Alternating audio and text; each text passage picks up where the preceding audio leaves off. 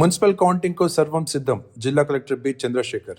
నల్లగొండ జిల్లాలో మున్సిపల్ ఎన్నికల ఓట్ల లెక్కింపు ప్రక్రియకు సంబంధించి అన్ని ఏర్పాట్లు పూర్తి చేసినట్టు జిల్లా కలెక్టర్ మరియు ఎన్నికల అధికారి బి చంద్రశేఖర్ వెల్లడించారు.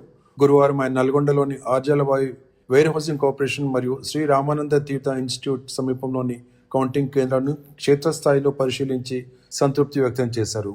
ఈ సందర్భంగా కలెక్టర్ మాట్లాడుతూ జిల్లాలోని వివిధ మున్సిపాలిటీలకు వేర్వేరు కేంద్రాల్లో కౌంటింగ్ జరుగుతుందని తెలిపారు. నల్గొండ కార్పొరేషన్ ఓట్లను ఆర్జలబాయి వద్ద, మిర్యాలగూడ సహా ఇతర మున్సిపాలిటీల ఓట్లను అవంతిపురం మార్కెట్ యార్డులో, దేవరకొండ, చెండూరు, చిట్యాల ఓట్లను నిడమనూరు సాంఘిక సంక్షేమ పాఠశాలలో లెక్కిస్తామని వివరించారు.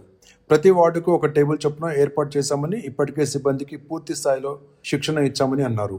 ఈ నెల 13న ఉదయం 8 గంటలకు తొలుత పోస్టల్ బ్యాలెట్లతో లెక్కింపు ప్రారంభమవుతుందని, ఆ తర్వాత రెగ్యులర్ ఓట్ల లెక్కింపు ఉంటుందని ఆయన స్పష్టం చేశారు. కౌంటింగ్ కేంద్రాల్లోకి మొబైల్ ఫోన్లకు అనుమతి లేదని, ప్రక్రియ మొత్తం ప్రశాంతంగా జరిగేలా రాజకీయ పార్టీలు మరియు అభ్యర్థులు సహకరించాలని కోరారు. ఈ తనిఖీల్లో అదనపు collector J Srinivas, Y Ashok Reddy తదితరులు పాల్గొన్నారు. ఏర్పరచుకుంటూ మన బందోబస్తు అనేది ఏర్పాటు చేసుకుంటున్నాము. సో అట్లాగే మీడియా సెంటర్ కూడా ఇక్కడ ప్రతి వెన్యూ దగ్గర పెట్టడం జరిగింది. ఎప్పటికప్పుడు కూడా సమాచారం వారికి అందించడానికి కూడా ప్లాన్ ఆఫ్ యాక్షన్ జరిగింది. తర్వాత రేపైనా విజయోత్సవ ర్యాలీలకు కానీ బహిరంగ సమస్యలు కానీ అవకాశం ఉందా, లేదంటే ఎటువంటి పర్మిషన్?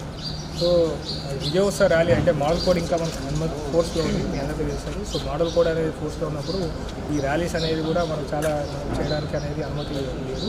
ముందస్తు అనుమతి అనేది మనం తీసుకోవాలి. సో అది సంబంధిత మున్సిపల్ కమిషన్ ర్యాలీస్ అంటే కనుక మన పోలీస్ డిపార్ట్మెంట్ నుంచి అనుమతి తీసుకోవాల్సి ఉంటుంది.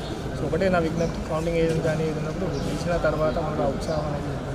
కాబట్టి ది సేమ్ టైం అవతల ఓడిన వాళ్ళని కానీ లేకపోతే ఇంకా వాళ్ళని ఎమోషన్స్ని కూడా మనం కూడా అర్థం చేసుకొని ఒక హుందాగా మనం అందరం కూడా వివరించాలని